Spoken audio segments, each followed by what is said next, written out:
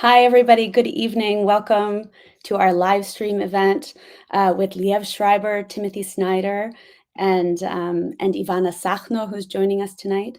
As we're getting started and just welcoming people into the live stream, I'd love it if you drop into the chat where you're joining us from.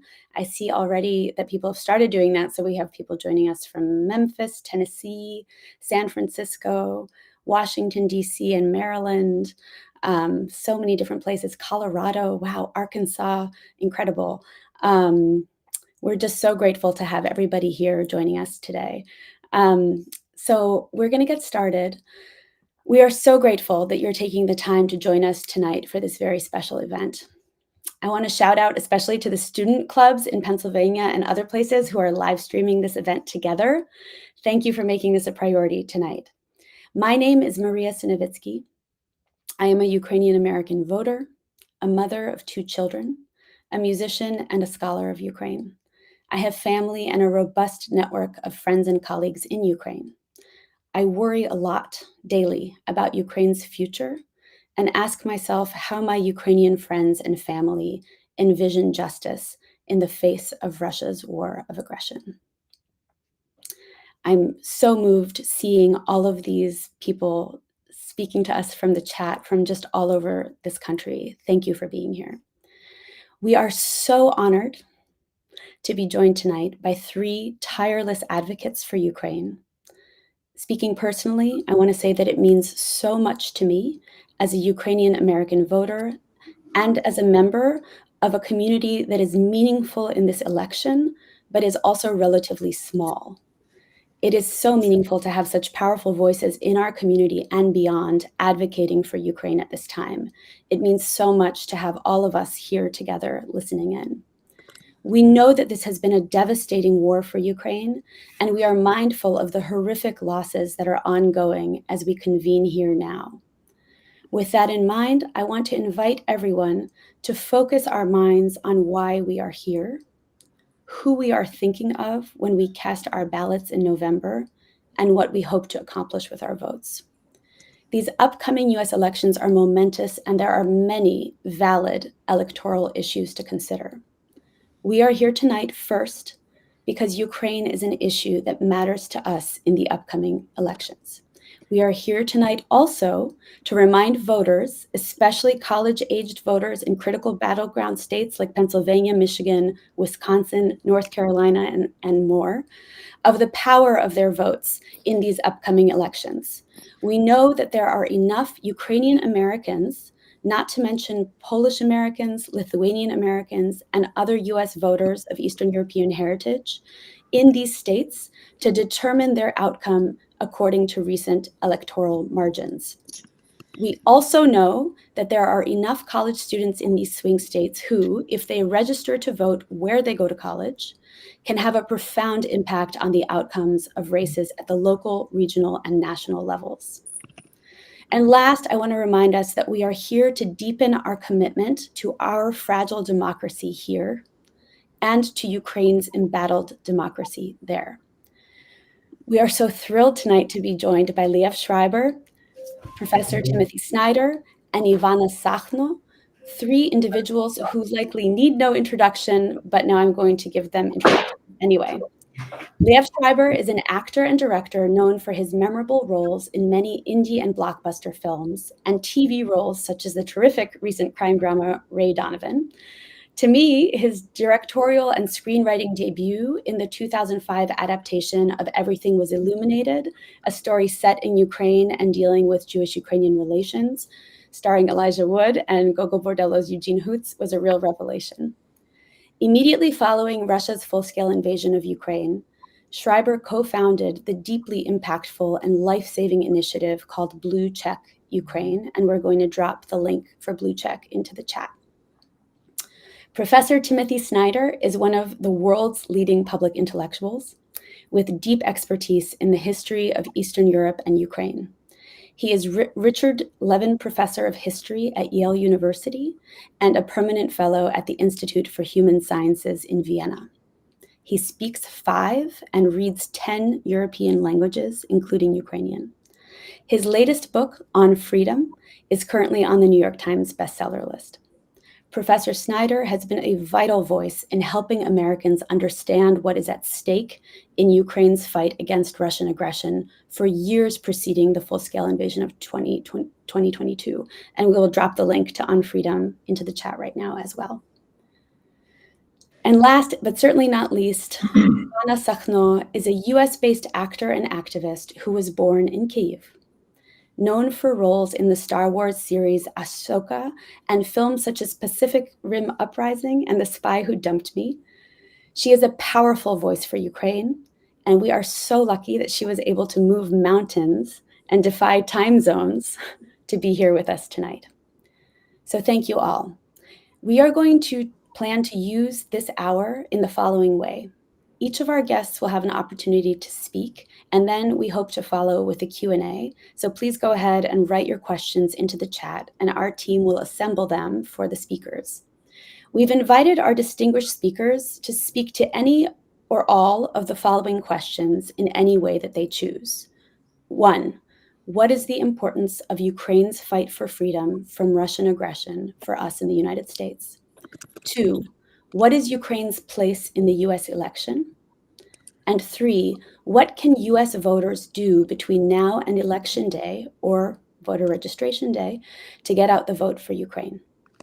So before we move to our first speaker, I will end by noting that we have organized this event with only 6 days left until October 21st, which is a critical voter registration deadline in the battleground states of Pennsylvania and Michigan. In Wisconsin, we have only 1 day left to get registered. Tomorrow is the deadline. So we are dropping a link now to our link tree, which features many resources for voter registration in these and other states, and we hope that you'll check it out. So now it is my great privilege to invite the actor, director, writer, and advocate for Ukraine, Liev Schreiber, to the camera. Let's welcome him. Hello. I'm not entirely sure why, but this is more nerve-wracking to me than any late night show I've ever been on. I'd just like to talk, I guess, first about how I got involved in Ukraine. Because I'd made a film about Ukraine. I have Ukrainian grandparents and great-grandparents. When the war began, a lot of people were calling me and asking me what I could do and what they could do in order to help. And I didn't really have any good answers. Unfortunately, I had some really smart friends who've been in the humanitarian aid world for around 30 years. And they came up with a model, and that model is Blue Check. And what Blue Check believes is that local aid is really the most efficient aid, and that's sort of what we do. Is we identify, vet, and verify local NGOs in Ukraine who are providing really desperately needed humanitarian aid to the community. And once they're vet and verified by Ropes and Gray and another organization that we use for our verifications, we then are able to raise money for them and support them. Because our theory is really that the Ukrainians are really the best people suited to helping themselves. They just need our support. And so I think as I've sort of found my place in this issue, and as I've met more and more Ukrainians, and as I've traveled to Ukraine, and I've met people like Timothy and Ivanna, I've gotten to understand this situation better. But I think the thing that I want to share with all of you tonight is that I think a lot of people think that I do this because I'm Ukrainian. And the reality is that what happened was I had just finished a long stint on a television show, and I was at home with my kids, and I saw this war unfolding on television. And I really asked myself if I was Ukrainian, did I see any connection between myself and these sort of middle-aged men who were boarding these buses for a war that I was fairly certain they were going to be overpowered in. Of course, that ended up being a much more complicated story, fortunately.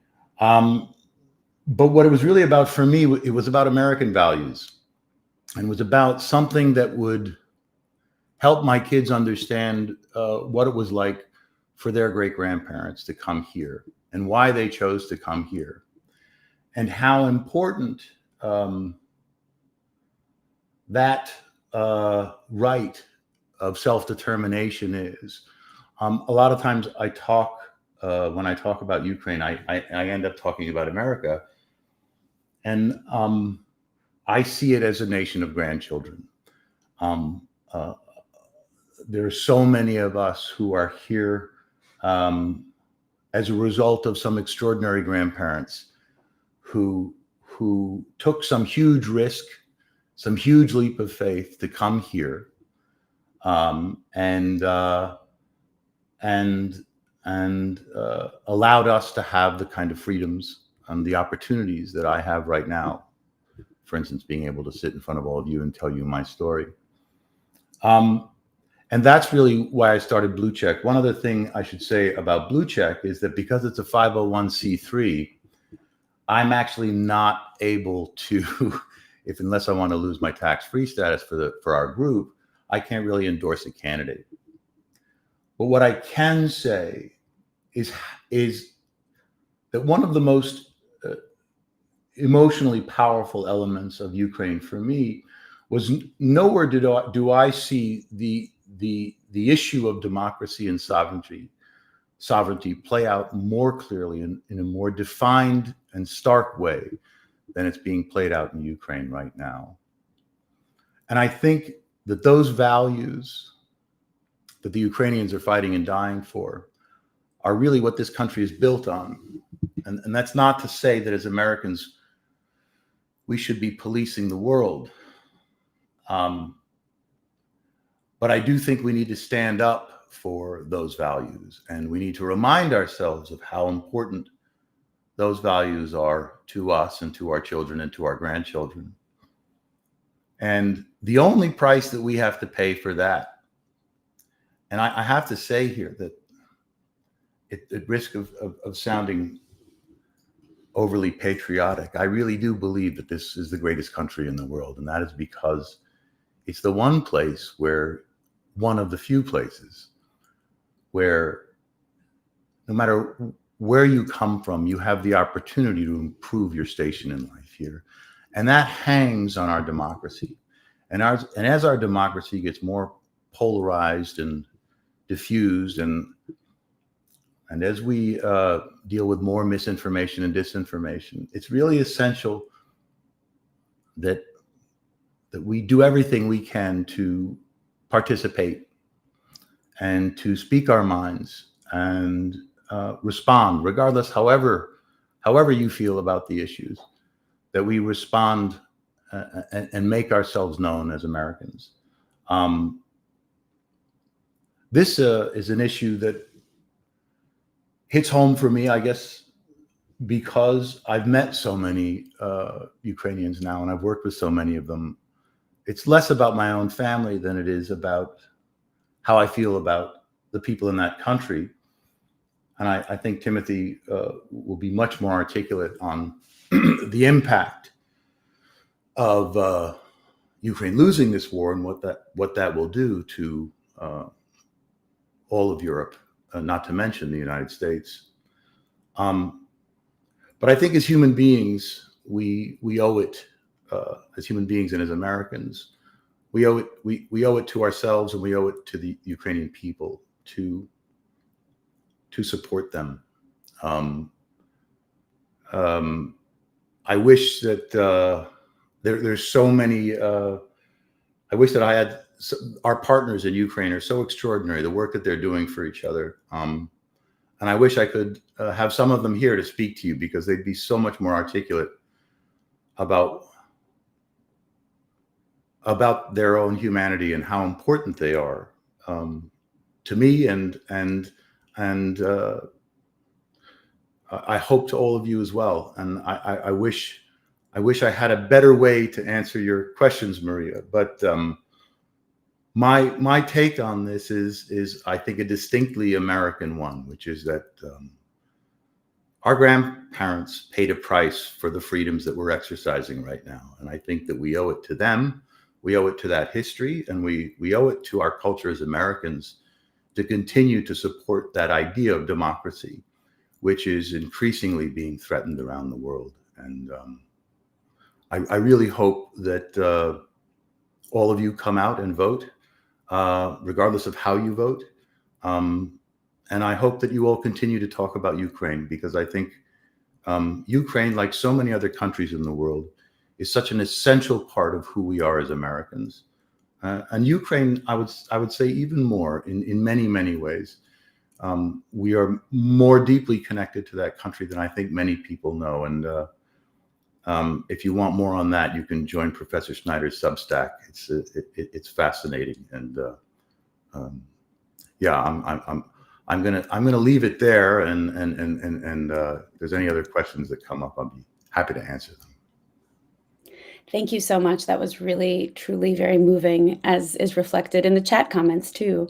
And it really makes me want to say that the power of our personal stories and why we care about Ukraine, I think, can move people. So thank you, Liev, so much for sharing that with us. Sure, it's my pleasure. Yeah. So now it is my great honor to invite our next speaker, Ivanna Sakhno.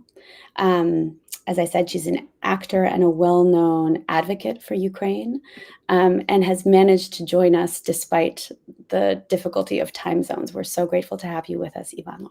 The floor is yours. Liev, that was deeply beautiful. Hi, everyone. I'm so honored and really grateful to join Timothy and Liev and be part of this conversation. I'll try to keep it brief, as we have two powerhouses speaking today. In Ukraine, we say «Зі світу пониці голому сорочка». Gather threads from around the world, and the naked will have a shirt.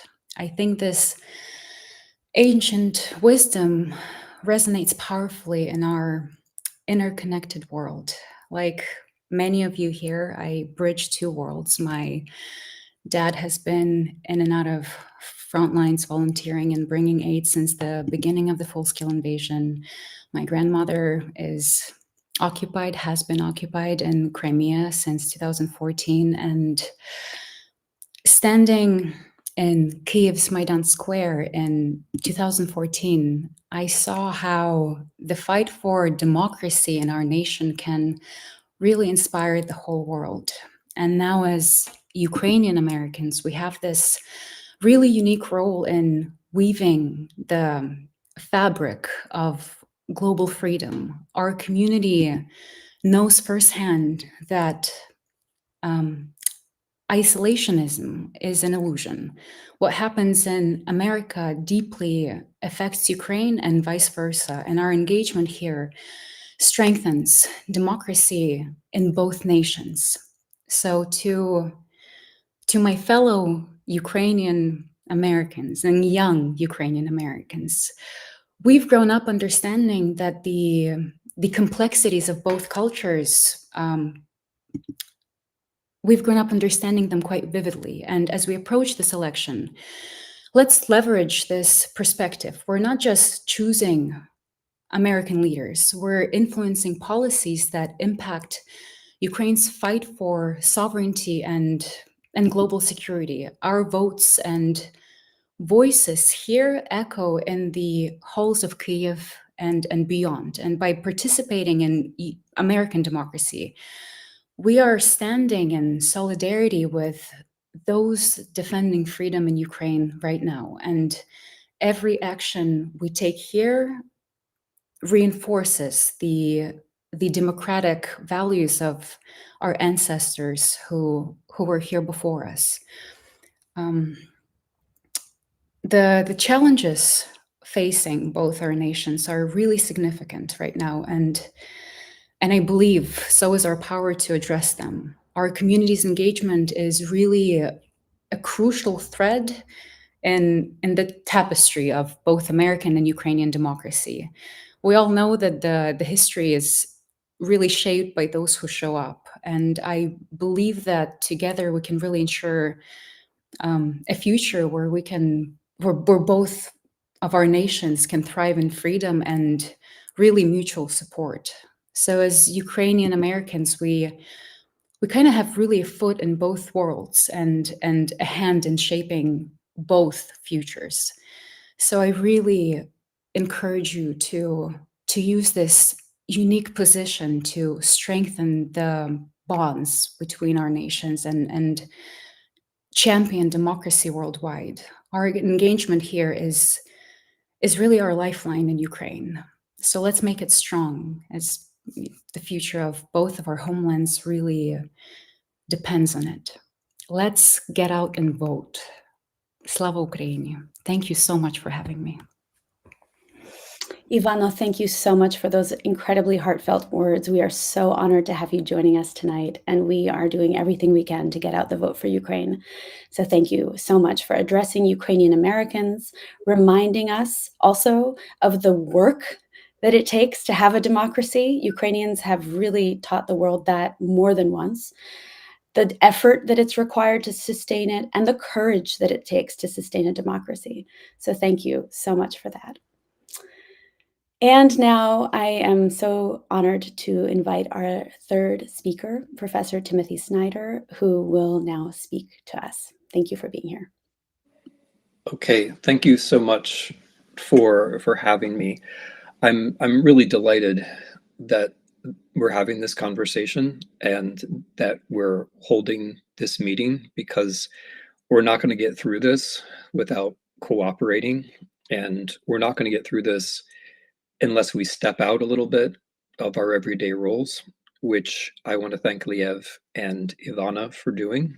They don't have to do this, they do.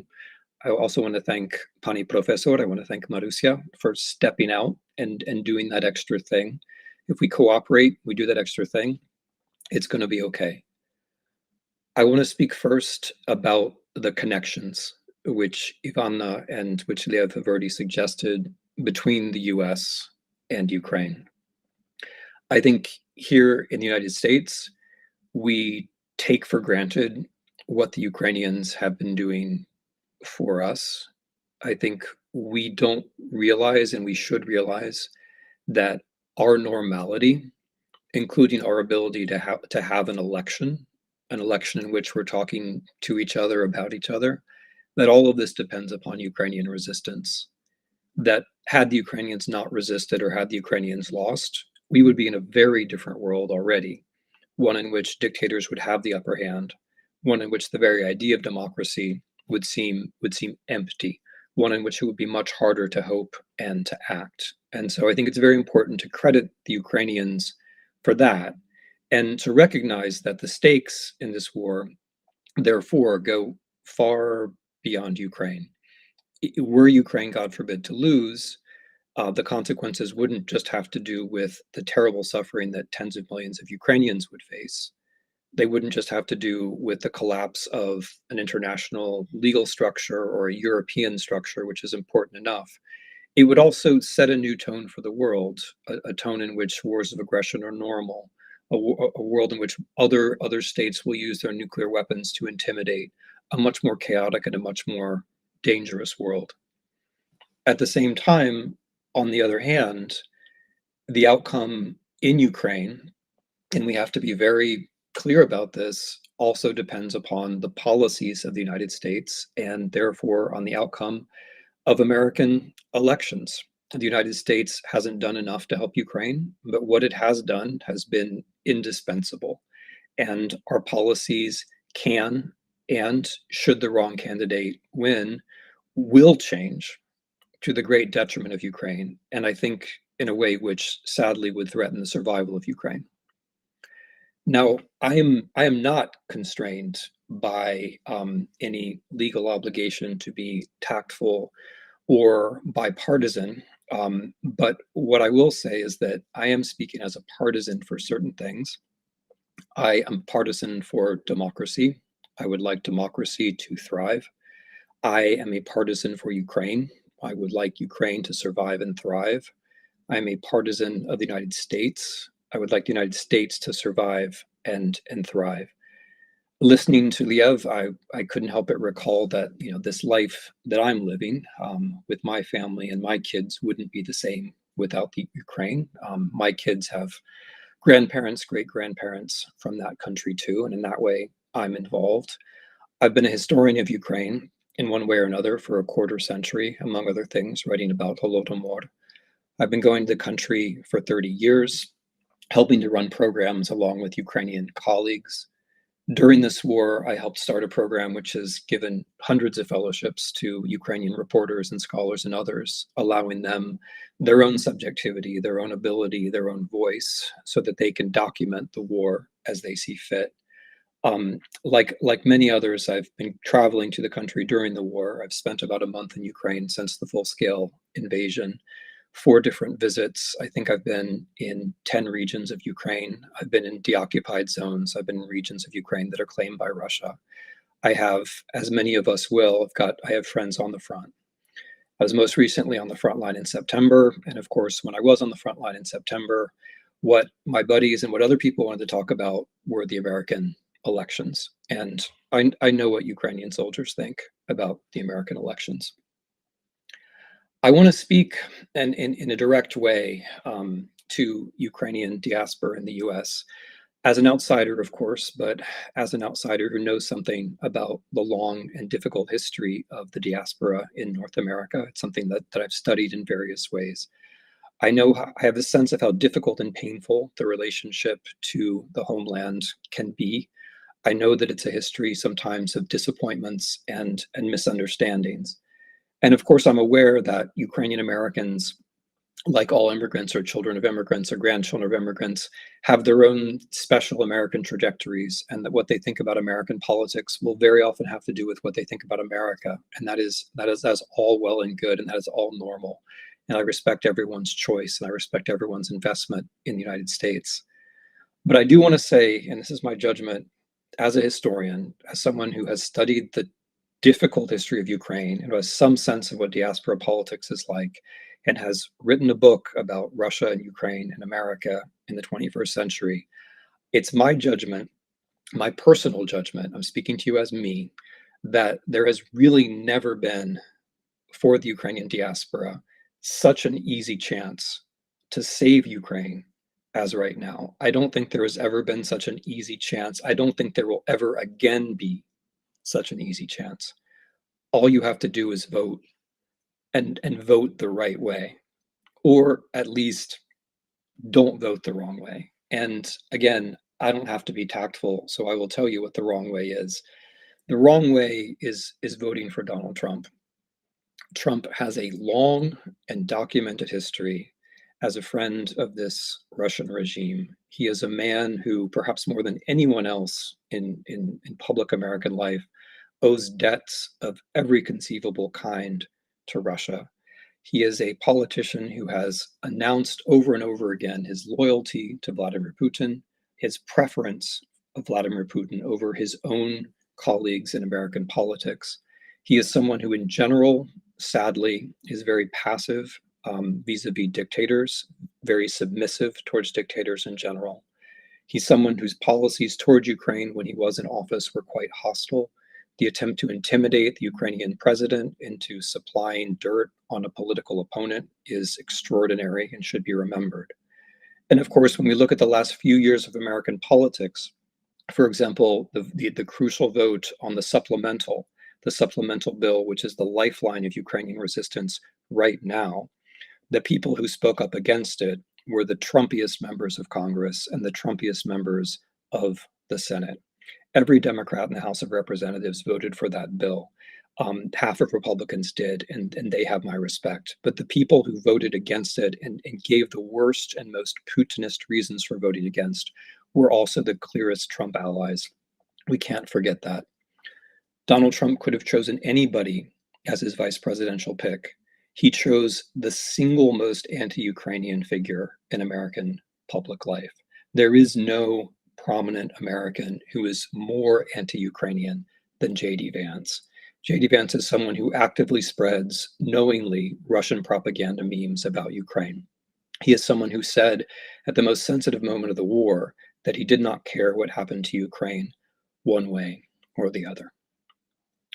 Now, even if you don't want to believe any of that, even if you'd rather not think about it, there are some other reasons why you, I think, should not conclude that Trump could possibly help Ukraine in its current predicament.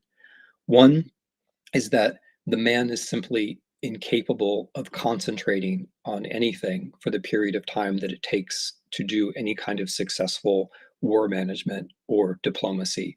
If you look back to his previous 4 years in office, you will be hard pressed to find any policy that he concentrated on for longer than a few seconds.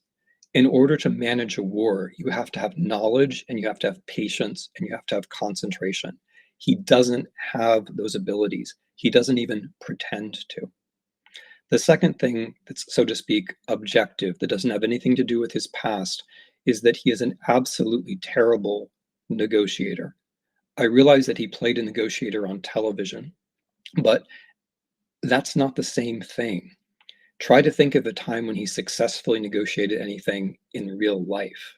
The man inherited a fortune and still managed to go bankrupt multiple times. And think about what he has done in his pre-negotiations with Putin with respect to Ukraine. He has already revealed that he's in a hurry. No good negotiator would ever do that. You never say you're in a hurry because that gives the other side an advantage. He has already conceded all of his bargaining chips. He's already said that he's going to throw American power on the side of Russia. He's already revealed his negotiating strategy. The man is a terrible negotiator. So even if for whatever reason you believe or choose not to believe Trump's prior commitments to Putin or his prior negative record with respect to Ukraine, he's a terrible negotiator. He's not someone that you could actually trust with a very difficult assignment. So here is my plea. I understand that people vote Republican. Most of my family votes Republican. I understand that people have various American commitments. I understand that people won't agree with me about all domestic political issues. That's fine. That's normal. That's the way it ought to be. But on this particular issue, if you care about my judgment would be don't vote for Trump. If you want to vote for Trump and you care about Ukraine, don't vote at all. Because if you do, it's going to haunt you. When you see what Trump and Putin together do to Ukraine, it's going to haunt you. So please don't vote for Trump.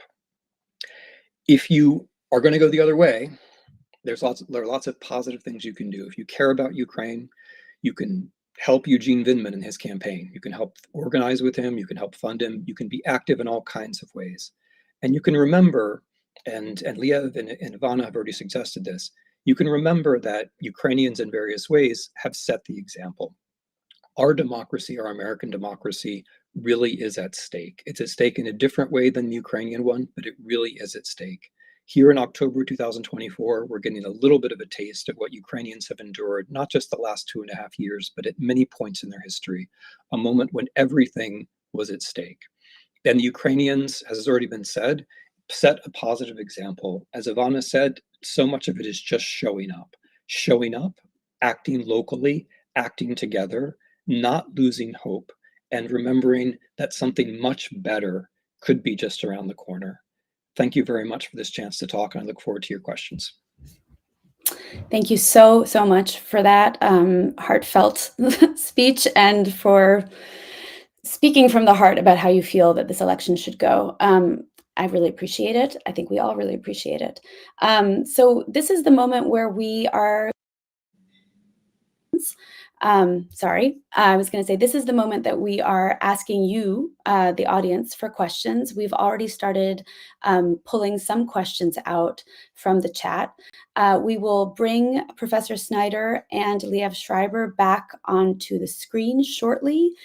And I would like to start with a question that comes to us from the Temple University Student Society, who are having a watch party in Philadelphia tonight, watching this live stream together. So shout out to you all for organizing that. Thank you. And the question that I think there were 2 questions from them in the chat, but the one I would love to start with is the following. They write, how can US voters discern between propaganda and factual reporting when it comes to Ukraine? Well, that's a pretty easy one, actually. It seems hard because we spend, I'm just reading Ivanna, I love you on the chat. That's kind of distracting. Oh, there's another one who loves Ivanna. I gotta close that chat. It seems hard because we live in this world where the platforms favor propaganda and where the platforms increasingly favor bad actors. And so if we're just kind of online, it's going to seem hard to say, but it's not. The easy way to tell is you read reporters who are physically in Ukraine. That's it. There are people, and it doesn't matter what your politics are. There are people from the Financial Times doing a great job, The Guardian doing a great job, reporters from the New York Times doing a great job, reporters from all over the world, and also Ukrainian war reporters, of course. Just start with the people who are physically there on site. They'll give you everything you need to know. And then the second level would be people who go there often, and you can give you a broader picture. Like, for example, Ann Applebaum has been doing a spectacular job. But basically, it's simple. Start with the people who are physically there and have bylines from the country. That's the main thing. I was going to say that's actually a very hard one for me, because I think for both Professor Snyder and I, we have the privileged position of being there a lot and meeting with ministers and knowing firsthand what's happening on the ground. And then I, of course, thought to myself, well, then why should they trust us? But I can tell you in all sincerity that you can. I have been to the front lines, and I have spoken to many, many Ukrainians, and it's a dire situation. They are an incredibly resilient and strong people. And I'm not saying that because of any heritage component. I'm saying that because I've witnessed them survive extraordinary odds and respond with tremendous courage. But this is a critical time right now. And I think more important than anything is that we show up for them in our own democracy. If we really want to make a difference, we show up for them in November. Great, thank you very much. We'll move to the next question then, if that's all right with you both. Yeah. Yeah. So the next question I'm going to ask comes from Christina Charuk, I'm pronouncing it like you're Ukrainian. I don't know that you are, which is, why is supporting Ukraine and our international partners good for the U.S.? I'll jump in just because I think Professor Snyder will finish this question much better than I will. But I will start it. I think it's, as everyone I think has said tonight, is that the issues in our own democracy have never been clearer than they are, and than they are being played out in Ukraine right now. And I think that sends a message to the world. I think a very important message to the world about democracy and about its health and its strength and our ability to discern, in terms of the last person's question, between misinformation, disinformation, and reality. I think those same issues haunt our own government. We're increasingly in a time. One of the things that occurred to me was when the president was trying to discern Trump's comments around where he would be if he were elected president. And I thought the Ukrainian president said, "Well, I understand that this is a political season for the president, and during this political season, he makes political remarks." I've spoken to some of my Ukrainian friends about that response, and they said, "Yeah, but the political seasons in America are becoming longer and longer and longer," and I think that's very important for all of us to understand the implications of that.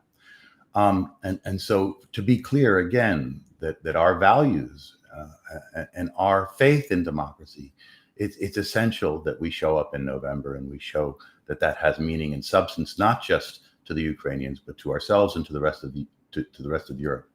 As for the implications for Europe, if Ukraine, which, as many of you well know, is the gateway to Western Europe, if Ukraine falls, many of us, myself included, believe that there's a domino effect that then occurs, that a series of countries also become vulnerable as well.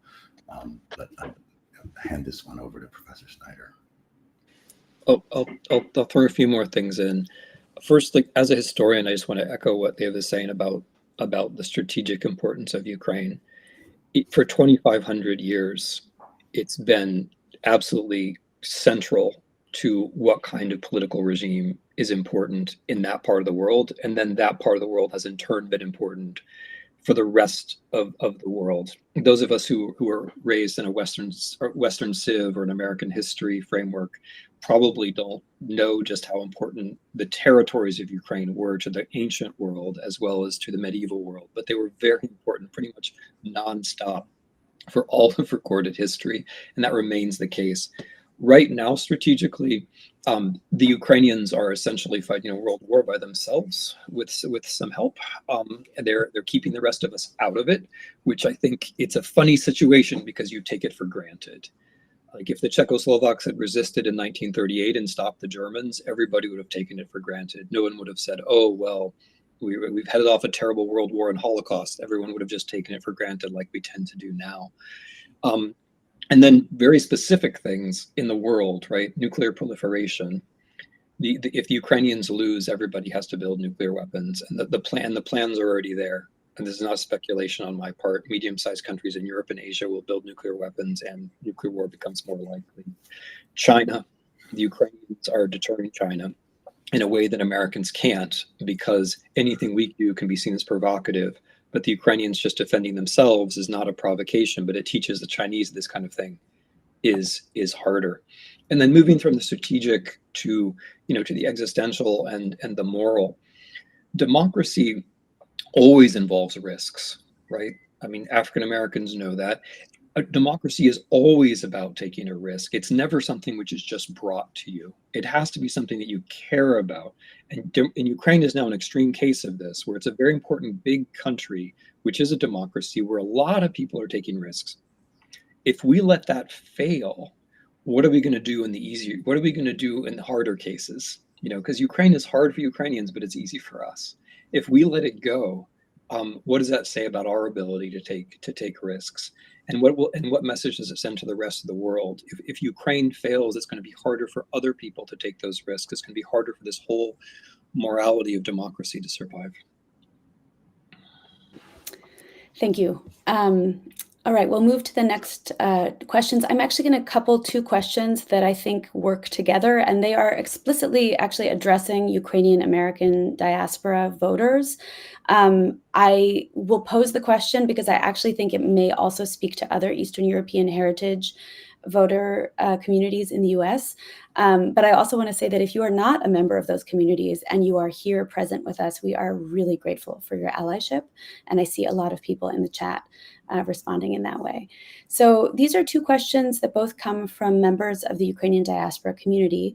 The first is a former colleague of mine, Maria Kuzma, who says the following. And before I read it, I will say again that I recognize that our two speakers may not be able to both address both of these questions, and that is absolutely fine, of course. So you're welcome to speak in any way that you can. The first question from Maria Kuzma: Trump attacks Harris as being a communist, which makes many traditional diaspora Ukrainians nervous. This is something I know intimately. What wording might we use to disabuse Ukrainian Americans that Harris poses a supposed red threat? So that's one question. And the next one I think pairs with it, which comes from Orest Dechakivsky, which is, do you believe that Putin's decision to full-scale invade Ukraine had any relationship to who occupied the White House? And I will say that in my conversations with many diaspora Ukrainian American voters, there is a sort of faith that it wouldn't have happened if there had been someone else in the White House. Okay, I'll start, and I'll let Liev fill in where he wants to. And I'm going to take on the second question because I think that's a dream world that a lot of people are living in, and it has to be addressed directly. If Trump had won, the assumption in the Kremlin was that they wouldn't have had to fight the war. You see, if Trump had won, the assumption was the Americans will eventually give it to us. And that is what they think right now. if you watch Russian propaganda television, which is something that I think the Ukrainian diaspora really ought to be doing, it's quite clear that they think if Trump comes back to office, he will hand Ukraine to them. The difference with Biden is that there was a fight. It may not have been as much of a fight as we would have wanted. I, for one, would like the Americans to do much more. But the difference with Biden was that there was a fight. The Russian assumption is that with Trump, there wouldn't be a fight. And that's one of the basic reasons why they support him now. What was, sorry, the first, communism. Yeah. I mean, it's completely understanding why that is upsetting for Ukrainians. No part of the Soviet Union suffered as much as Ukraine under that horrifying regime. But I think one has to just be aware that sometimes people play with your vulnerabilities. Sometimes people want to manipulate you. Sometimes people are very unkind about sometimes people are very false about the very true trauma that you or your family has passed through. And I'm afraid Trump is an example of that. There is nothing communist about Kamala Harris. She is a very centrist American politician. There's nothing she has done which has anything to do with the collectivization of agriculture or the one-party state. I mean, if anything, the what Trump is talking about, and he's talking about this openly, and I don't think they should be dismissed as jokes. What Trump is talking about, never leaving office. Trump is talking about going after his political enemies. Trump is talking about getting rid of the rule of law. Those things are communist. I mean, those are things which communist regimes actually did do. So I don't think that communism should be a way. I think it's a way of consciously trying to manipulate trauma, and I think that's very sad, and I think it's unethical, and I think he ought not to be doing it. But I also think it's fundamentally wrong. There's nothing the least communist about that person. It also, by the way, plays on an American racist thing, which is that if somebody's not white, they must somehow be, they must somehow be on the margin. They must somehow be unacceptable. And I think if we are white and American, Ukrainian or otherwise, we ought not to let ourselves be manipulated in that way either. Look at the woman's record. She's a centrist politician. There's nothing in the least communist about her. Thank you. I was wondering, Yeah. Maria, could you, as part of that Ukrainian diaspora, could you speak to why that is so sensitive? The threat of being labeled communist, because Sure.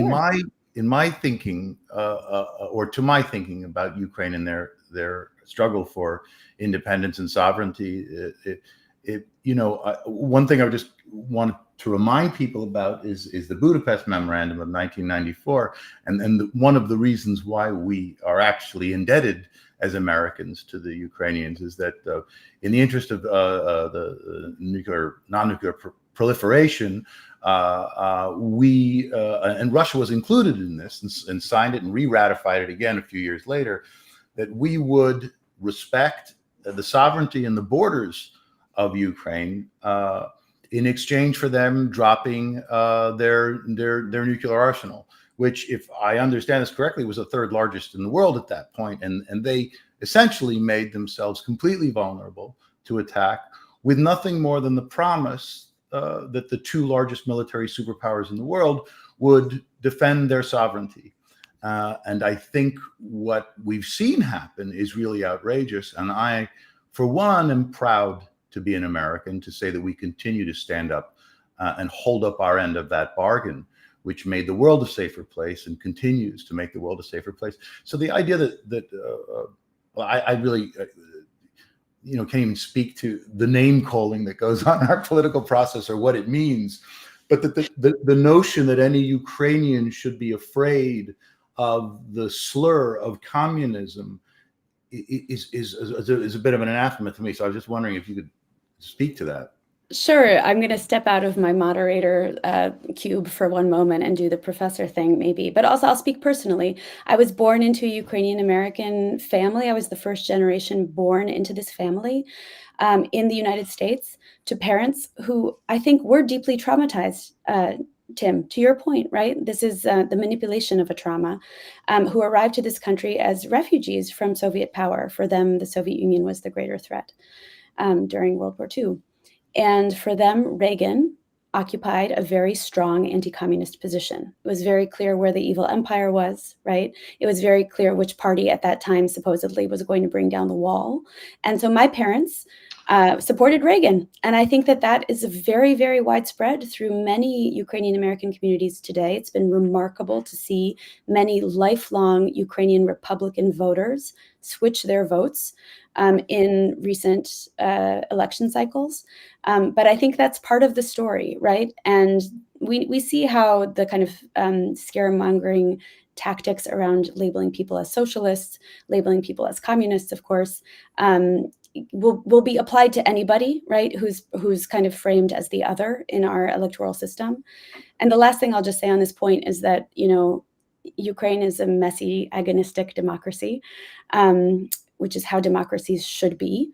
And I admire so much some of the Ukrainians who have tried to recuperate what was possible about the socialist experiment, right, that haven't thrown the baby out with the bathwater. So when we think about something like a healthcare guarantee for people, this is something we can look to, right, as at least an ideal that was never fulfilled, but that was kind of baked into that ideology. So there are Ukrainians today who are also trying to recover something of what is possible in earlier experiments. I'll stop talking now. And I don't know, does anyone want to respond, or should we move to the next question? Next question. Okay. Then I will move to the next question, which comes from Adriana Melnick, who asks, what is one concrete thing each of us can do between now and November 5th to ensure the best possible result in the US election? Tim? So yeah, follow up with Get Out the Vote Ukraine. They have this all laid out beautifully online. It's very simple. Vote, register, vote. Make sure your friends have registered and voted. We've had too many. I'm talking to young people now, but we've had too many elections where young people could have made the difference and didn't. If you're in Michigan or Pennsylvania, please be hyperactive for the next few months, because it's next 3 weeks, because the margins there are going to be so small, like smaller than the number of Ukrainians, far smaller than the number of college students. So get 5 people, get 10 people, get them to vote, and also just talk about it the whole time. Be a geek, right? Americans, we don't like to admit we care about stuff. We're too cool. Admit that you care about this. Make sure it's on people's mind. Let people see that you care. That's really important. And as the weather gets colder and colder, let's remember the humanitarian component. And if you can, please do whatever you can and support groups like Blue Check. Blue Check is, for my money, we still give 90 cents on the dollar. We have no overhead. Everything goes very quickly and very directly to the Ukrainian people. Also, United 24, which is the President's Fund, which, as the power infrastructure continues to be attacked in Ukraine, and they continue to deal with the demining issues and all these horrible things that are happening, support for either of those organizations would mean the world to us. Thank you. Yeah, I think supporting the democracy here and there at the same time, if possible, is a good way to go. I will say, Get Out the Vote for Ukraine is a grassroots and volunteer-led effort. We are doing our best with the limited time that we have, but we really invite everyone to check out our Instagram page, where you can see how we've been framing this effort, or to email us at gotvforukraine@gmail.com. Yes. Because just one more quick thing. Yeah. Use get online in order to get people offline. Voting is an offline action. And so if you're going to be online thinking about how you're going to get people to do something offline. Don't get sucked in and lose all your energy. Use it to get people to go vote. That's a very simple thing, but just wanted to say it. Yeah, and I'll just build on that to say that there's a Philly group called CTC for Progress that talks about deep canvassing and the power of stories told in person to move people. And I think everyone tonight has testified in very powerful ways to why they care about this as an electoral issue. So you are all empowered to share your stories too. And we hope that you will do that.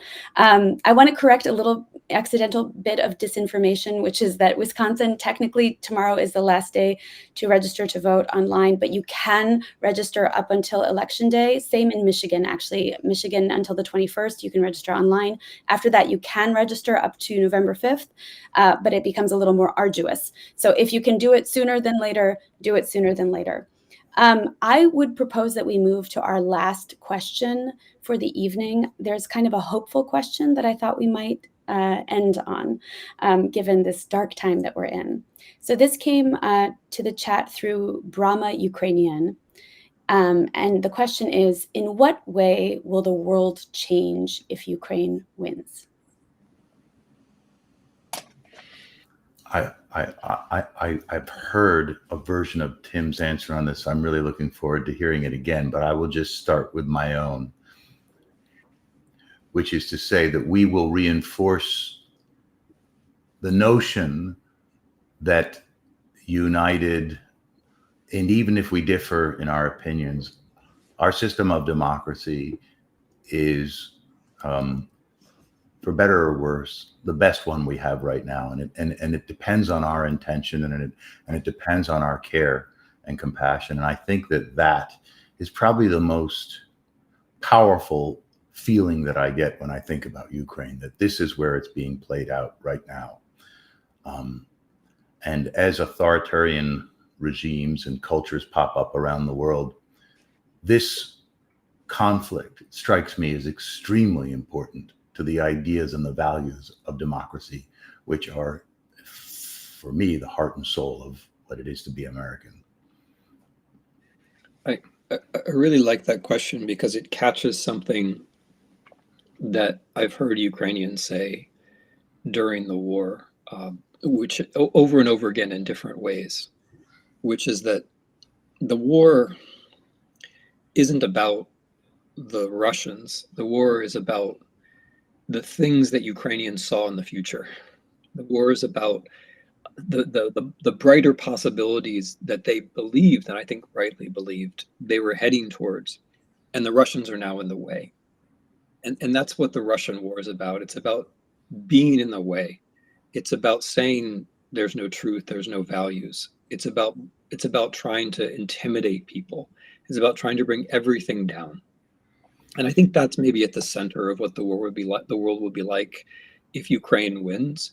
And one sees it in this political season in the US as well. Some politicians are spending all of their time bullying and trying to bring people down. They're not offering anything positive. They're not talking about how we work together. They're not talking about what government can do for all of us. They're not talking about how if we cooperate now, it'll be better for the next generation. They're not talking about America as a land of the free. They're just making fun, bringing down, trying to show that nothing can really be done. That's what that's what Russia's war in Ukraine is about. Russia's war in Ukraine is about showing, it's about an attempt to show that nothing really matters. There's no point ever resisting. There's no point caring about anything. And the Ukrainians get that there is. I mean, of course, Ukrainians are different and people have different commitments, but basically it's a society where people understand that there are things worth taking risks for, starting with freedom and including all the rest. And so if we can be on the right side of that victory, all of us get to be reminded that there were things worth taking risks for, and all of us get to be reminded that you can do the right thing and have the right result. And all of us get to be reminded that it's not all about the larger forces or the whims of the dictators. I think it's a really important question because sometimes you do have to win. You have to be on the right side, but sometimes you also have to win. And it's also a really important question because I think this is really applied to the US too. I think it's important to remember that we're not just trying to hold off the bad thing. We do have to hold off the bad thing. But when you do, can also be some really good things around a corner that you just can't quite see yet. And if we can get around that corner, we're going to see some of those good things. So I appreciate that question. Thank you.